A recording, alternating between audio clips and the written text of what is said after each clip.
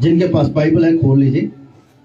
दूसरा राजा 4 अध्याय, दूसरा राजा 4 अध्याय 1 से लेकर 7 वचन तक पढ़ ली। भविष्यवक्ताओं के चेलों की पत्नियों में से एक स्त्री अलीशा की दुहाई देकर कहा, तेरा दास मेरा पति मर गया और तू जानता है कि वह यहोवा का भय मानने वाला था, पर जिसका वह कर्जदार था वह आया है कि मेरे दोनों पुत्रों को अपने दास बनाने के लिए ले जाए। अलीशा ने उससे पूछा, मैं तेरे लिए क्या करूं? मुझे बता कि तेरे घर में क्या है। उसने कहा, तेरी दासी के घर में एक हांडी तेल को छोड़ और कुछ नहीं है। उसने कहा, तू बाहर जाकर अपनी सब पड़ोसिनों से खाली बर्तन मांग ले आ और थोड़े बर्तन ना लाना। फिर तू अपने बेटों समेत अपने घर में जा और द्वार बंद करके उन सब बर्तनों में तेल ढेल देना और जो भर जाए उन्हें लग रखना। तब वह उसके पास से चली गई और अपने बेटों समेत अपने घर जाकर द्वार बंद किया। तब वे तो उसके पास बर्तन लाते गए और वह उंडेलती गई। जब वे बर्तन भर गए तब उसने अपने बेटे से कहा, मेरे पास एक और भी ले आ। उसने उससे कहा, और बर्तन तो नहीं रहा। तब तेल रुक गया। तब उसने जाकर परमेश्वर के भक्त को यह बता दिया और उसने कहा, जा तेल बेचकर ऋण भर दे और जो रह जाए उसे तो अपने पुत्रों सहित अपना निर्वाह करना। सो प्रभु आशीष दे। हम परमेश्वर के वचन की ओर बढ़ेंगे। मैं बड़े शॉर्ट में कुछ बातों को बताना चाहता हूं। जो आज का मेरा संदेश है वो ये है कि हम अपने देवटों में तेल भर लें। अपने देवटों में हम तेल भर लें। जब हम परमेश्वर के वचन को पढ़ते हैं तो यहाँ पर परमेश्वर का वचन दूसरा राजा की पुस्तक में लिखा हुआ है 4 अध्याय 1 से लेकर 7 वचन तक। तो भविष्यवक्ताओं के चेलों में से, है ना, दोबारा पहला वचन पढ़ें। भविष्यवक्ताओं के चेलों की पत्नियों में से एक स्त्री अलीशा, भविष्यवक्ताओं के चेलों में से एक की पत्नी अलीशा भविष्यवक्ता के पास आई और कहने लगी, तेरा दास मेरा पति मर गया है और तू जानता है कि वह यहोवा का भय मानने वाला था। तू जानता है कि वो यहोवा का भय मानने वाला था। पर जिसका वह कर्जदार था वह आया है कि मेरे दोनों पुत्रों को अपने दास बनाने के लिए यहाँ पर एक समस्या है जो एक बहन की है, जो कि एक नबी की, एक भविष्यवक्ता की पत्नी थी। वो अपनी एक समस्या लेकर के दूसरे परमेश्वर के दास के पास आती है। परमेश्वर के दास भविष्यवक्ता अलीशा के पास आती है। और जहां पर हम समस्या को देखते हैं कि जो खुद परमेश्वर का दास था, उसकी पत्नी जैसा बता रही है यहाँ पर कि उसकी पत्नी कह रही है कि तेरा दास और मेरा पति मर चुका है। तेरा दास मेरा पति मर चुका है। और जिसका वो कर्जदार था, वो उसके जो कर्जा लेने वाले थे वो आए हैं। वो कह रहे हैं कि हमारा कर्जा दे दो, नहीं तो तुम्हारे बच्चे हमारी गुलामी के लिए हमारे पास रहेंगे जब तक तुम्हारा कर्जा खत्म नहीं हो जाता। ये बहुत बड़ी समस्या थी। यहाँ पर हम सोच सकते हैं एक विधवा के लिए जिसके बच्चे हों, पति नहीं है सिर के ऊपर, और उसका कर्जा देने वाला है, और उसके जो कर्जा लेने वाले आते हैं कि उसके जो बाकी बच्चे हैं जो उसके सिर्फ पास हैं, उन्हीं को वो बंदी बना करके, नौकर बना करके अपने पास ले जाता है अनलिमिटेड समय के लिए, जब तक उसका कर्जा खत्म नहीं हो जाता। ये एक बहुत बड़ी समस्या थी इसकी। ये समस्या लेकर के वो राजा के पास नहीं गई है। वो अपनी प्रॉब्लम लेकर के किसी राजा के पास, किसी वकील के पास, किसी और जगह पर, किसी रिश्तेदार के पास, किसी भाई बहन के पास, किसी के पास नहीं गई है। वो परमेश्वर के दास के पास गई है। मैं आप लोगों को बताना चाहता हूं, मैं विश्वास करता हूं, हालेलुया, इस बहन के विश्वास पर मैं विश्वास करता हूं कि इस बहन का विश्वास कितना होगा प्रभु में। हालेलुया। क्योंकि आज के समय में बहुत सारे लोग विश्वास नहीं कर पाते हैं।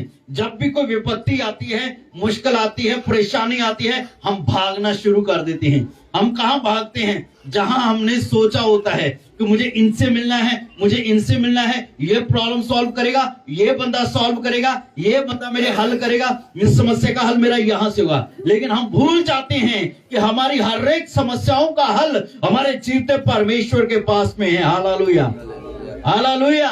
ये बहन कितना इसका विश्वास था कि ये भविष्यवक्ता के पास पहुंची है, परमेश्वर के दास के पास पहुंची है। लेकिन आज के जो विश्वासी लोग हैं वो परमेश्वर के दास लोगों के पास नहीं जाते हैं कि उनके साथ बैठे प्रार्थना करें, प्रभु क्या अगुवाई करता है, प्रभु क्या बात करता है, इस समस्या से, इस मुश्किल से, इस उलझन से निकलने के लिए मुझे क्या करना है और परमेश्वर मुझे क्या मार्ग दिखाता है। ये चीजें आज के विश्वासी लोगों में नहीं है। विश्वासी लोग क्या करते हैं? विश्वासी लोग जब परमेश्वर के लोग हैं, चाहे कोई भी क्यों ना हो, क्या होता है कि जब समस्या आती है, जब परेशानी आती है,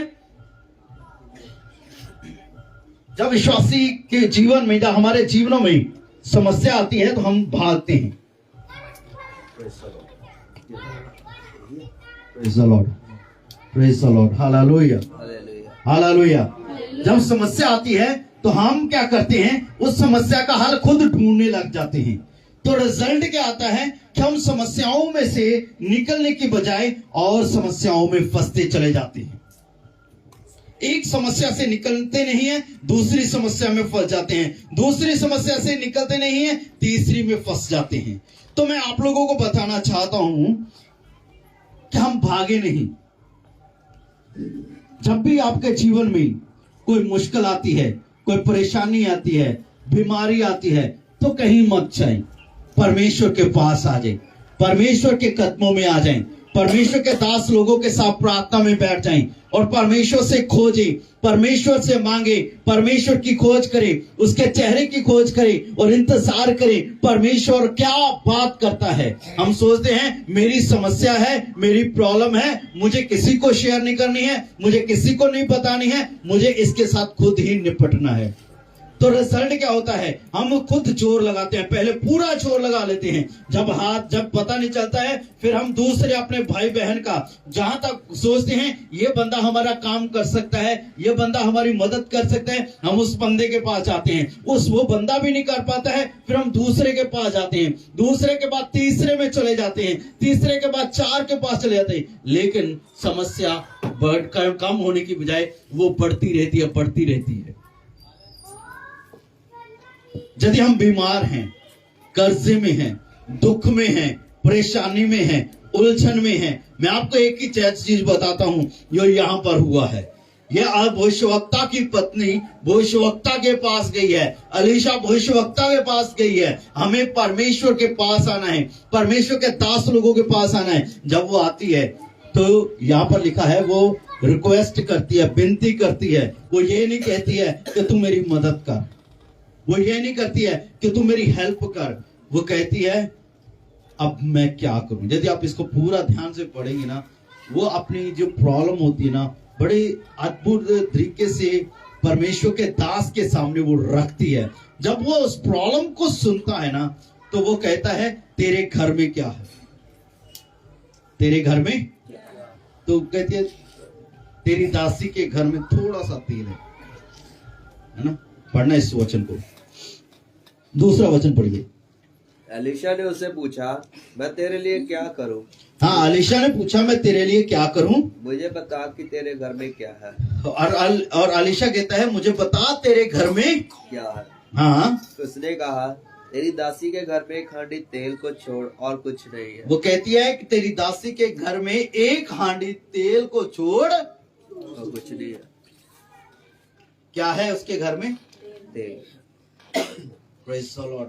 कितना तेल है? 1 हांडी तेल है। तो मैं आप लोगों को ये बात बताना चाहता हूँ, 1 हांडी तेल, वो कहती है 1 हांडी तेल को छोड़ तेरी दासी के घर में कुछ नहीं। जब यीशु मसीह के पीछे 5,000 की भीड़ थी, 20,000 के ऊपर लोग थे, तो उस वक्त यीशु मसीह ने उनसे पूछा कि जब यीशु मसीह ने उनको कहा कि इनको खाना खिलाओ, वो कहते इतने लोगों के लिए खाना पर्याप्त नहीं है, हमारे पास तो थोड़ी सी मनी है, थोड़ा सा पैसा है। तो उस यीशु मसीह ने कहा तुम्हारे पास क्या है? वो कहते एक बच्चा आता है, वो कहता मेरे पास 5 रोटी और 2 मछली है। यीशु मसीह ने 5 रोटी और 2 मछली में इतनी आशीष डाल दी कि वो 20,000 लोग खा करके भी 12 टोकरे बाकी बच गए थे। हम उस परमेश्वर के पास आते हैं जो थोड़े से थोड़े में भी आशीष देने वाला परमेश्वर है। Hallelujah, hallelujah, hallelujah. हमारे पास हम थोड़ा, जो थोड़ा कहते हैं ना, जो थोड़ा है, ठीक है, मैं थोड़े की बात बताना चाहता हूं। बाइबल में लिखा है जो थोड़ा बोता है वो थोड़ा काटता है, जो ज्यादा बोता है वो ज्यादा काटता है। ये सिद्धांत है। लेकिन जो भी हमारे पास में है, एक स्त्री के बारे में जिक्र आता है बाइबल में कि जब यरूशलेम मंदिर में लोग दान दे रहे थे तो एक विधवा औरत आती है, उसके पास 2 दमड़ियां थी, वो 2 दमड़ियां डालती, लेकिन कुछ लोग उसको क्या करते हैं, मजाक करते हैं। तो यीशु मसीह ने उनको कहा कि तुम लोगों ने अपनी बढ़ती में से पाया है, लेकिन इस औरत ने जो इसके पास था वो सारे का सारा डाला है। बात ये नहीं है कि उसके पास थोड़ा था, बात ये है कि जितना उसके पास था वो सारा उसने दिया है। लेकिन आज क्या है कि आज हम सिर्फ थोड़ा देते हैं परमेश्वर को। क्या देते हैं? थोड़ा देते हैं। पर मैं आपके लिए गुड न्यूज देना चाहता हूं, आपके लिए खुशी खबर देना चाहता हूं। आपके पास यदि थोड़ा है, थोड़ा ही परमेश्वर के लिए दें। थोड़ा समय ही आप प्रार्थना में बैठते हैं, थोड़ा समय ही प्रार्थना में बैठ करके देखें, परमेश्वर उसको बढ़ाने के लिए सामर्थ्य है। Hallelujah, hallelujah, hallelujah. आधा घंटा प्रार्थना में बैठते हैं, आधा घंटा ही दे, वो बढ़ेगा, जरूर बढ़ेगा यदि आप डेली ईमानदारी के साथ प्रार्थना में जाएंगे। हालेलुया, जो आपके पास है वो तो कम से कम हम परमेश्वर को दें। चाहे आपका समय हो, चाहे आपका धन हो, यदि आप आशीष पाना चाहते हैं तो, यदि आप आशीष पाना चाहते हैं, जो आपके पास में है वो परमेश्वर के पास ले आए, उसको बढ़ाने के लिए वो सामर्थ्य है। हालेलुया। चाहे हम थोड़ा वचन पढ़ते हैं, पढ़ते रहें, उसको छोड़े नहीं। आपके पास थोड़ा समय है वचन पढ़ने के लिए, पर वो समय निकाले। थोड़ा समय है उपवास करने के लिए, थोड़ा समय ही निकालें, पर जो है वो लेकर के परमेश्वर के पास आए। ऐसा नहीं है कि आप पूरा दिन अपने फोन में बिजी रहें और रात को कहें मेरे पास तो 10 मिनट है दुआ करने के लिए। सारा दिन हम घूमते रहें और शाम को कहें प्रभु मेरे पास 2 मिनट हैं, तो वो गलत है। Hallelujah, hallelujah. मैं वापस अपने टॉपिक पर आना चाहता हूं। तो उसने कहा कि तेरी दासी के घर में थोड़ा सा तेल है हांडी में, एक हांडी में थोड़ा सा तेल है। तो उसने कहा ठीक है जा। तीसरा वचन पढ़ना। उसने कहा तू बाहर जाकर अपने सब पड़ोसियों से खाली बर्तन मांग ले और थोड़े बर्तन ना लाना। और तू क्या कर, अपने पड़ोसियों के पास जा और उनसे बर्तन लेके आ, मांग ले आ। ठीक है, थोड़े बर्तन ना लाना। ठीक है, वो बर्तन लाती गई और परमेश्वर के दास ने क्या किया, जो हांडी में तेल था उस हांडी को पकड़ा और जो जो बर्तन लाते गए वो उसमें उठेलता गया। 1 बर्तन आया, 2 बर्तन आया, 3 बर्तन आया, 4 बर्तन आया, 5 बर्तन आया। जितने जितने बर्तन आते गए वो भरते गए। जब परमेश्वर के दास ने कहा और बर्तन है, उसने कहा अब कोई बर्तन नहीं है। जब उसने कहा अब कोई बर्तन नहीं है, तब वो तेल रुक गया। थोड़ा सा हांडी वाला तेल कितने बर्तनों में भर गया है। मैं आपको एक चीज बताना चाहता हूं। इस बहन की प्रॉब्लम थी इसका कर्ज। इस बहन की समस्या क्या थी? सुनिए ध्यान से, इस बहन की समस्या क्या थी? कर्ज था। तो कर्ज के बारे में मैं बताना चाहता हूं आप लोगों को। ठीक है, कर्ज एक शराब है। कर्ज क्या है? जब हमारे जीवन में कर्जा रहता है ना, तो समझ लीजिए एक शराब है। चाहे वो दुनियावी हो चाहे आत्मिक हो। आपको बताना चाहता हूं, एक कर्जा दुनियावी है। जैसे हमने किसी से कुछ पैसा ब्याज पर लिया है तो हम क्या करते हैं, वो पैसा ब्याज के समेत उसको वापस करते हैं, और जितना हम देते हैं वो उतना बढ़ता जाता है। ऐसे ही एक आत्मिक कर्ज भी है, जिसको हम जितना ही बढ़ाते जाएंगे ये बढ़ता चला जाएगा। आत्मिक कर्ज क्या है, एक छोटी सी उदाहरण बताना चाहता हूं। बाइबल में लिखा हुआ है, खोलिए परमेश्वर का वचन, मत्ती रचित सुसमाचार 6 अध्याय 14 और 15 वचन। मैं जल्दी अपने टॉपिक पर वापस आऊंगा, मुझे 5-7 मिनट चाहिए इसको खोलने के लिए। हाँ जी, मत्ती 6 का 14 और 15 जल्दी से पढ़ दीजिए। इसलिए यदि तुम मनुष्य के अपराध क्षमा करोगे तो तुम्हारा स्वर्गीय पिता भी तुम्हें क्षमा करेगा। आमीन। मुझे लग रहा है कि बाकी किसी को पढ़ना नहीं आता है ना, बाकी अनपढ़ है। आता है पढ़ना, बाइबल खोलना आता है? कितनों के पास बाइबल है? बाकी क्यों नहीं पढ़ रहे हैं? सिर्फ एक बंदा, हर संडे एक ही बंदा पढ़ता है। सबको पढ़ना चाहिए। हालेलुया। कोई और जन पढ़े, सैम्पल को, दूसरे को टाइम दो, दूसरा पढ़े। इसीलिए यदि तुम मनुष्य के अपराध क्षमा करोगे, हाँ, इसलिए यदि तुम पर मनुष्य के अपराध यदि तुम मनुष्य का अपराध क्षमा करोगे तो तुम्हारा स्वर्गीय पिता भी और तुम्हारा स्वर्गीय पिता भी तुम्हें क्षमा करेगा। तो तुम्हें क्षमा करेगा। हालेलुया। हालेलुया। क्या लिखा है परमेश्वर के वचन में? यदि तुम किसी के अपराध को क्षमा करोगे तो तुम्हारा स्वर्गीय पिता भी तुम्हारे अपराध को क्षमा करेगा। फिर आगे, और यदि तुम मनुष्य के अपराध क्षमा ना करोगे तो तुम्हारा पिता भी तुम्हारे अपराध क्षमा ना करेगा। तो तुम्हारा पिता भी तुम्हारे अपराध क्षमा ना करेगा। यदि हम किसी के अपराध क्षमा नहीं करते हैं तो हमारे ऊपर कर्जा है। जब यीशु मसीह ने प्रार्थना करने सिखाई, यीशु मसीह ने प्रार्थना करते वक्त जो प्रार्थना की, उस प्रार्थना में आप लाइन को देखेंगे कि प्रभु हमारे कसूरवारों को क्षमा कर जैसे हम अपने कसूरवारों को, हमारे अपराधों को क्षमा कर जैसे हम अपने अपराधियों को क्षमा करते हैं। यदि हम किसी के अपराध क्षमा नहीं करते हैं, हम किसी की गलतियां माफ नहीं करते हैं, तो जो गलतियां हम करेंगे तो उसकी माफी हम चाहे कितनी भी मांगे वो नहीं मिलेगी। एक उदाहरण और बताना चाहता हूं, इसको आप घर जाकर के पढ़ना, मत्ती 18 का 21 से 35 नोट कर लीजिए, लेकिन घर जाके पढ़िए। यहां पर लिखा हुआ है कि स्वर्ग का राज्य एक ऐसे इंसान की तरह है जिसने किसी को 10,000 दिनार दिए, ठीक है, और वो उसके पास आता है कि तू मेरा जो कर्जा है वो मुझे लौटा दे। वो कहता है मेरे पास कुछ नहीं है।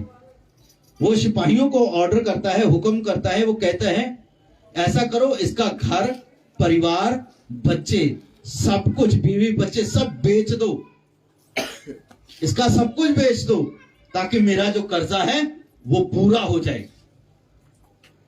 इसका जो कर्जा है वो पूरा किया जा सके। किसको बेच दो? घर को बेच दो, माल डंगर बेच दो, परिवार बेच दो, बच्चे बेच दो, बीवी बेच दो, जो भी है वो बेच दो। जब उसको पता चलता है कि अब मेरा घर, मेरा परिवार, वो सब कुछ बेच दिया जाएगा ताकि जिसका मैंने कर्जा देना है उसका मैं कर्जा दे सकूं, उतर जाए। उसको पता है कि अब मैं कर्जा नहीं दे पाऊंगा इस बंदे का। वो क्या करता है, वो उस मालिक के सामने जिसका उसने कर्जा देना होता है उसके कदमों में गिरता है, रोता है कि मालिक मुझे माफ कर, मैं इस लायक नहीं हूं कि तेरा कर्जा उतार सकूं। और जब यहां पर बात होती है वो रोता है तो उस मालिक को उस बंदे के ऊपर तरस आता है, वो उसका सारे का सारा कर्जा माफ कर देता है। जब वो बाहर निकलता है तो उसने किसी से 100 दिनार, 10,000 अपने माफ करा के आया है, 100 दिनार जो थे वो उसने किसी से लेने थे। वो जाता है उसके पास और उसका गला दबा के कहता है मेरा 100 रुपया, मेरा 100 दिनार अभी क्या अभी तू दे। वो बड़ी मिन्नत करता है, बड़ा तरला करता है, पर वो उसको माफ नहीं करता है। वो फिर लिखा है बाइबल में, ये जो सारी वार्ता जो होती है ना, कुछ लोग देखते हैं जाकर के राजा को सुना देते हैं। फिर राजा उसको बुलाता है, जब मैंने तेरा 10,000 माफ किया तो तूने अगले बंदे का 100 दिनार क्यों माफ नहीं किया? जब हमारा 10,000 का कर्जा माफ हो, तो यदि हमने किसी से 100 लेना हो, हम उसको 100 माफ नहीं करते हैं, तो जो 10,000 वाला है वो हमें कैसे क्षमा करेगा? ऐसा ही है, किसी के पाप, किसी की गलतियां 100 रुपए के जैसी हो जो हमारे विरोध में हो, लेकिन हमारे पाप जो परमेश्वर के सामने है वो 10,000 के बराबर है। यदि हम दूसरों के पापों को, दूसरी की गलतियों को, दूसरे के पापों को क्षमा नहीं करते हैं, तो जो हमारा है वो कैसे माफ किया जाएगा? ये आत्मिक कर्जा है, याद रखना। बाइबल में लिखा हुआ है हमारे ऊपर एक पाप का कर्ज था। बाइबल बताती है यीशु मसीह ने अपने लहू का दाम दे करके हमें उस सारे कर्ज से आजाद किया है। हालेलुया। हमारा कर्जा यीशु मसीह के लहू से उतारा गया है। हम आज आजाद हैं। हम न पाप के, न मृत्यु के, न शैतान के गुलाम हैं, क्योंकि यीशु मसीह सर्वशक्तिमान परमेश्वर हमारे लिए इस दुनिया में आया, इस संसार में आया, इस धरती पर आया, साधारण जीवन व्यतीत किया मेरे और आपके लिए। हालेलुया। मेरे पाप कितने हैं? आपके पाप कितने हैं? सोच करके देखिए, इस संसार में कितने लोग हैं जो पापी हैं और पाप से भरे हुए हैं। आज के समय में सब लोग पाप, जब बंदा पकड़ा जाता है ना, चोरी करते, कत्ल करते, है ना, उसको सजा दी जाती है। लेकिन हमने तो कितने पाप किए हैं। यहां पर इस धरती पर कोई भी ऐसा बंदा नहीं है जो ये कहे कि मैंने कभी पाप नहीं किया। सबने पाप किया है। बाइबल बताती सबने पाप किया है। परमेश्वर ने हर एक पापी से प्यार किया है। हम क्रिसमस के सीजन में हैं।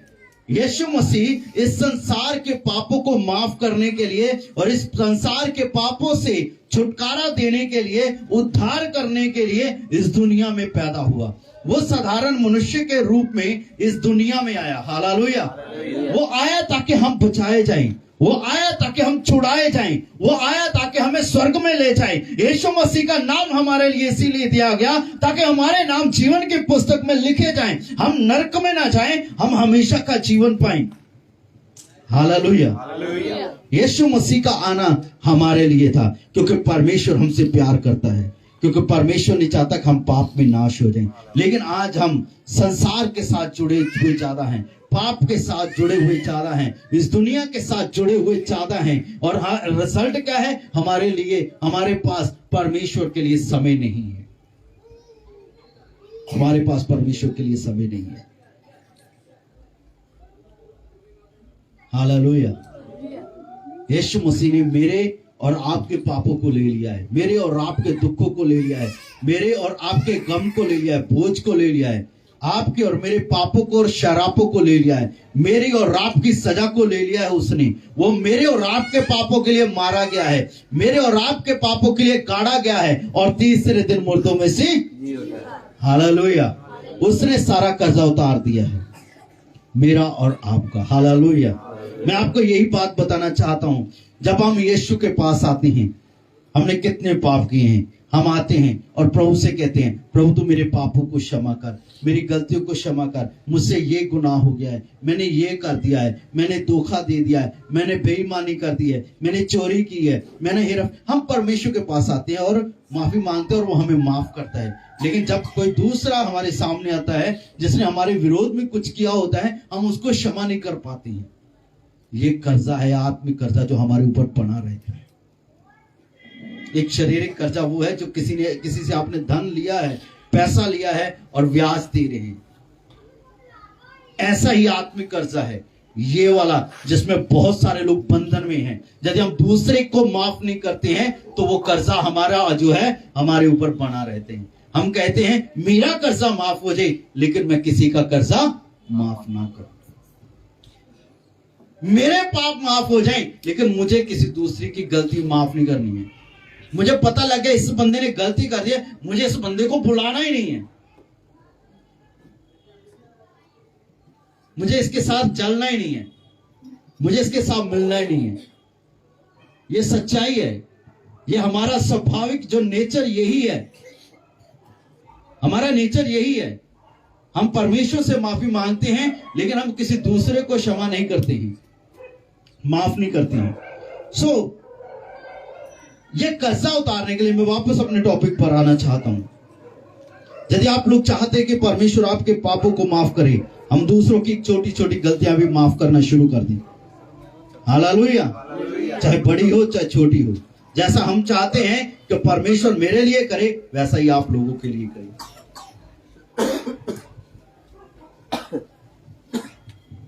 हालेलुया। हालेलुया। तो लिखा है वहां पर कि वो बर्तन लाते गए और अलीशा क्या करता गया, उन बर्तनों में तेल भरता गया। जब तेल भर गया और परमेश्वर के दास अलीशा भविष्यवक्ता ने कहा और बर्तन है, तो उसने कहा अब और बर्तन नहीं है। तो उसी वक्त तेल जो था वो थम गया। वो तेल क्या था? थम गया, वो तेल रुक गया। और परमेश्वर के दास ने कहा जा इस तेल को क्या कर, बेच और अपना कर्जा क्या कर दे, चुका दे, और इससे क्या कर, बाकी जो रह जाए अपने और अपने परिवार का क्या कर, गुजारा कर। हालेलुया।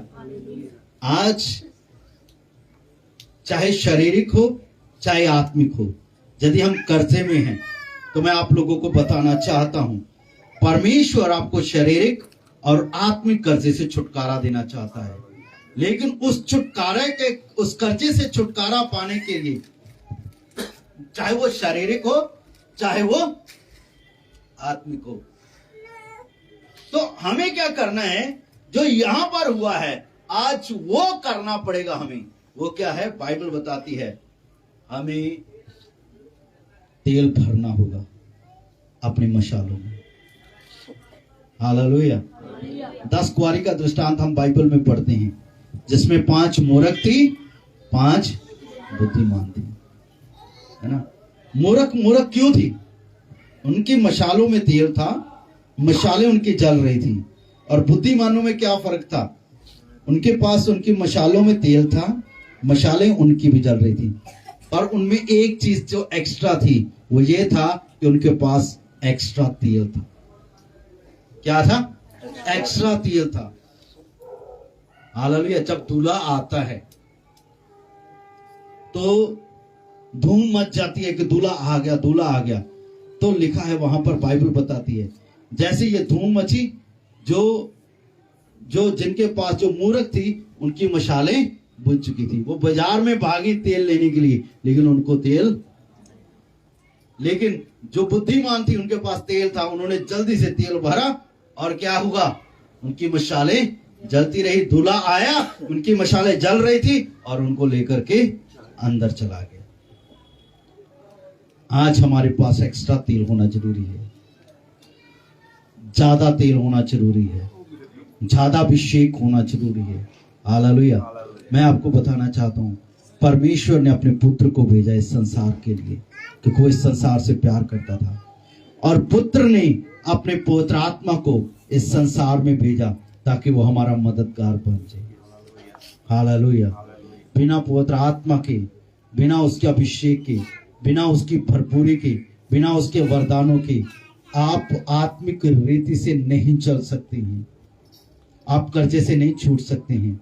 चाहे आपका आत्मिक कर्जा हो चाहे आपका शारीरिक कर्जा हो, दोनों कर्जे आप नहीं उतार पाएंगे जब तक आपकी मशालों में तेल नहीं है।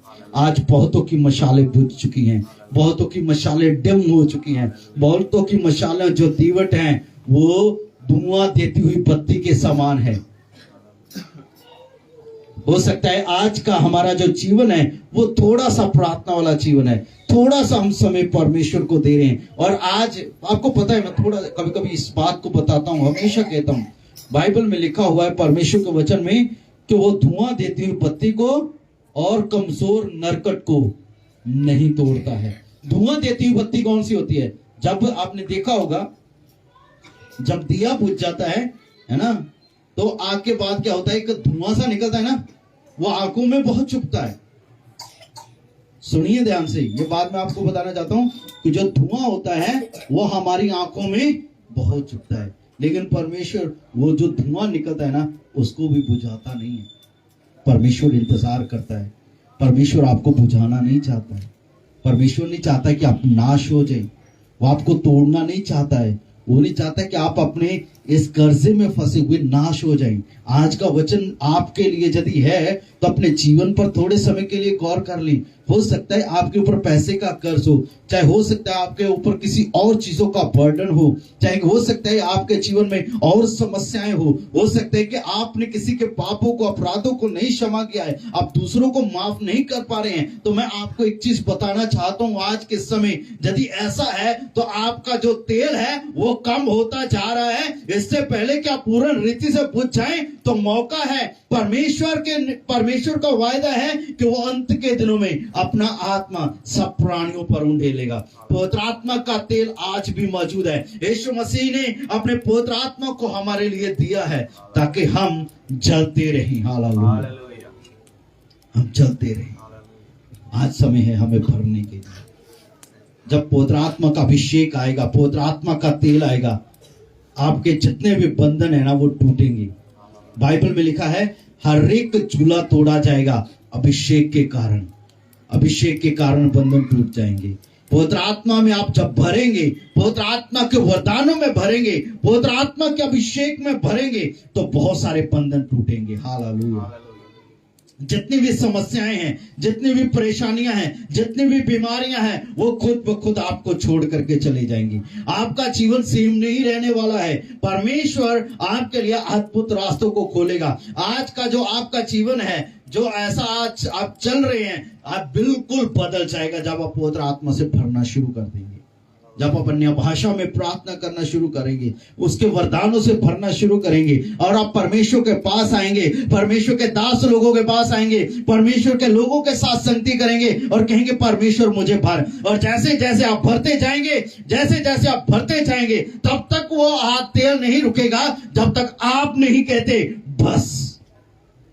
परमेश्वर आपको भरता रहेगा। हालेलुया। मैं आपको एक सीक्रेट बताना चाहता हूं। आपके घर में यदि आप ही पवित्र आत्मा पाए हुए हैं, लेकिन अब क्या करें, बाकी सारे मसीहों पर विश्वास नहीं करते हैं, प्रार्थना नहीं करते हैं, आपके आस पड़ोस में आपके दोस्त मित्र, आपके रिश्तेदार, तो मैं आपको एक चीज बताना चाहता हूं, कुछ ना करें, अपने आप को भरना शुरू करें। दाऊद कहता है मेरा कटोरा उमड़ रहा है। जब आप भरते चले जाएंगे वो कटोरा उमड़ेगा, और वो कटोरा ऐसे उमड़ेगा आपके परिवार में जो खाली है वो भी भरना शुरू हो जाएंगे। हालेलुया। आपका परिवार भरना शुरू हो जाएगा, आपका एरिया भरना शुरू होगा। जब तक आप नहीं कहेंगे बस, तब तक वो अभिषेक का तेल नहीं रुकेगा। हालेलुया। बाइबल में लिखा है जो मुझ पर विश्वास करेंगे उनके साथ चमत्कार होंगे। हालेलुया। जब तक आप भरेंगे नहीं, आपके जीवन में मुश्किलें रहेंगी, दरवाजे बंद रहेंगे। बहुतों के जीवन में दरवाजे आज बंद हैं, आशीष नहीं है, परेशानियां ज्यादा हैं। तो मैं आपको एक चीज बताना चाहता हूं, आप खाली हो चुके हैं, भरना शुरू करें। जितने भी बंद द्वार हैं वो खुल जाएंगे। जितनी भी आशीषें आपकी ब्लॉक हुई हैं वो रिलीज हो जाएंगी। जितने भी आपके काम रुके हुए हैं वो आपके सामने ऑटोमेटिक हो जाएंगे। जो आप सोचते हैं, जो लोग भी कहते हैं कि ये आपका काम नहीं हो सकता है, वो अद्भुत रीति से हो जाएगा। यदि आप चाहते हैं कि परमेश्वर आपके जीवन में गवाहियों को खड़ा करे, आप बीमारियों से आजाद हो जाएं, तो जरूरी है आप भरना शुरू करें। हम सब अपनी आंखों को बंद करें।